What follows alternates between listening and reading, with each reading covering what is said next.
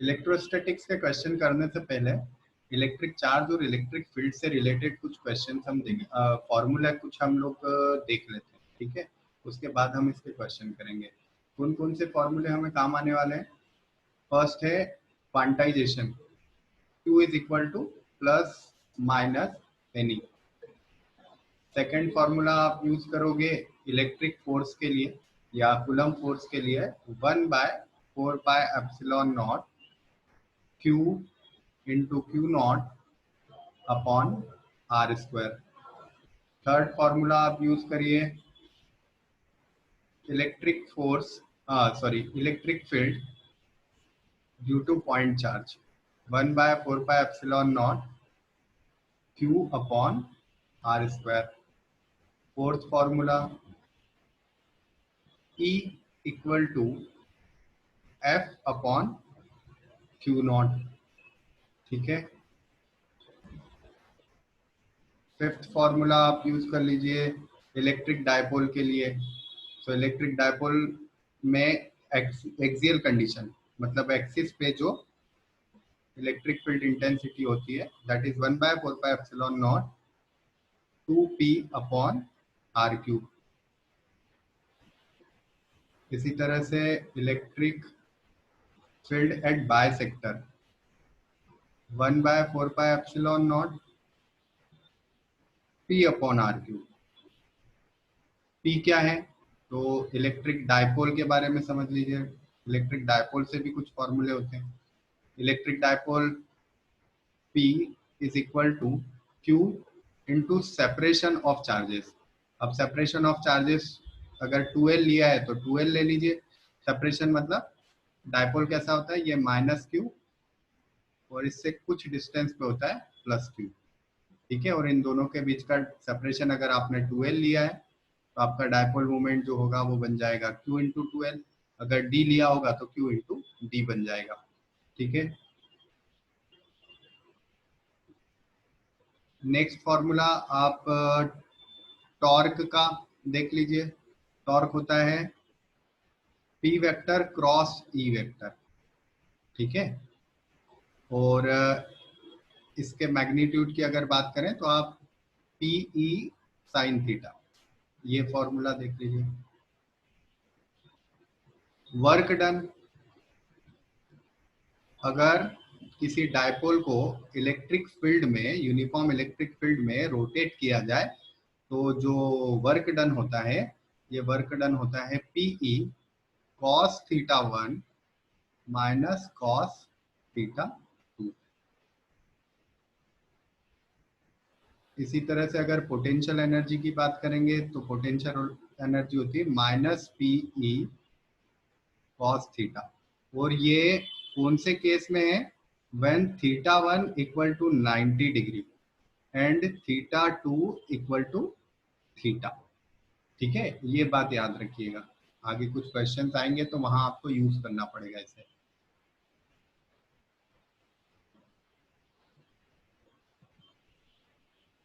Next formula है electric field और electric potential में relation E is equal to dV/dr। ये होता है इलेक्ट्रिक पोटेंशियल ग्रेडियंट।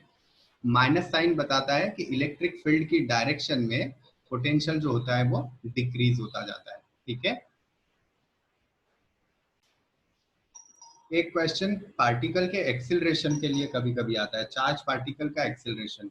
तो चार्ज पार्टिकल का एक्सिलरेशन हम बता सकते हैं acceleration A is equal to Q into E upon M, ठीक है। यह है एक्सेलरेशन, Q है चार्ज, E है इलेक्ट्रिक फील्ड एंड M है मास।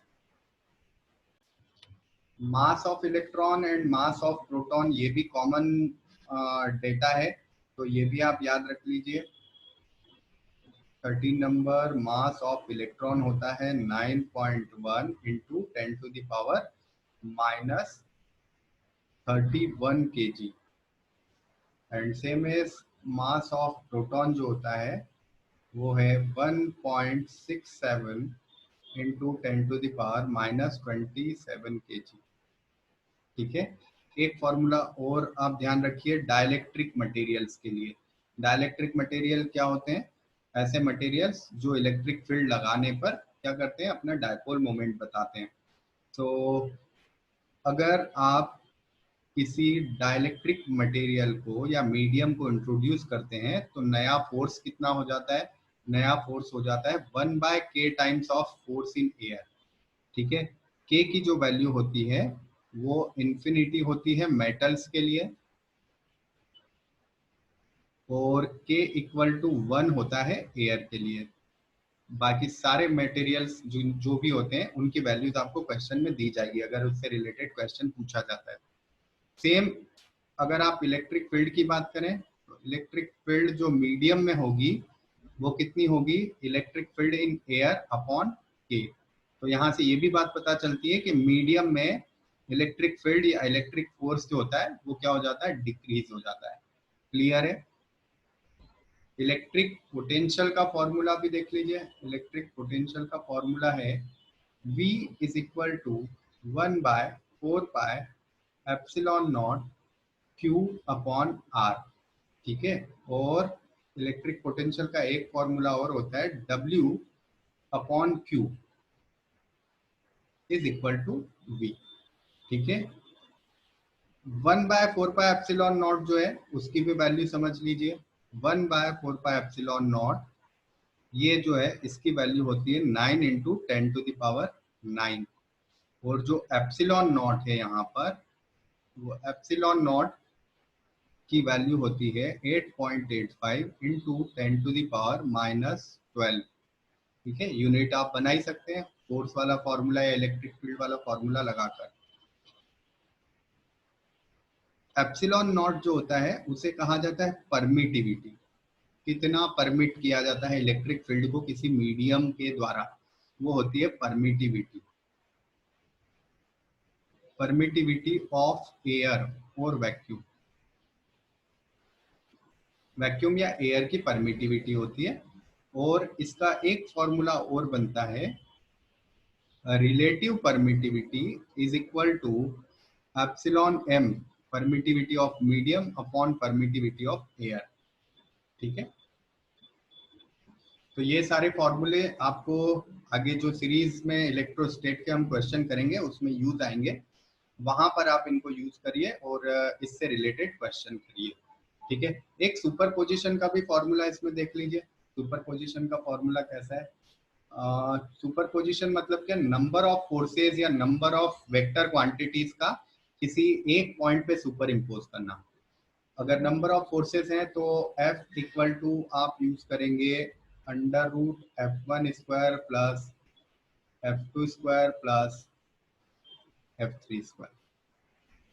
साथ ही अगर इलेक्ट्रिक फील्ड है तो इलेक्ट्रिक फील्ड भी net electric field is equal to √E1² plus E2² plus E3² up to En।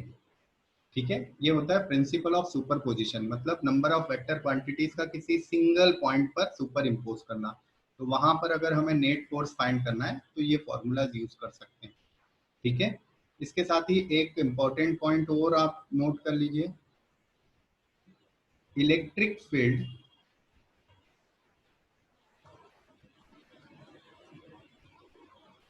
Inside the conductor is 0। Conductor के अंदर इलेक्ट्रिक फील्ड कितनी होती है? 0 होती है। इससे रिलेटेड कई बार कॉन्सेप्चुअल क्वेश्चन, थ्योरेटिकल क्वेश्चन पूछा जाता है। ठीक है, तो ये सारे क्वेश्चंस आपको आगे के क्वेश्चंस करने में, ये सारे फॉर्मूलाज आपको आगे के क्वेश्चन करने में सपोर्ट करेंगे। पहले इनको एक बार देख लीजिए, उसके बाद आगे के क्वेश्चन ट्राई कीजिए।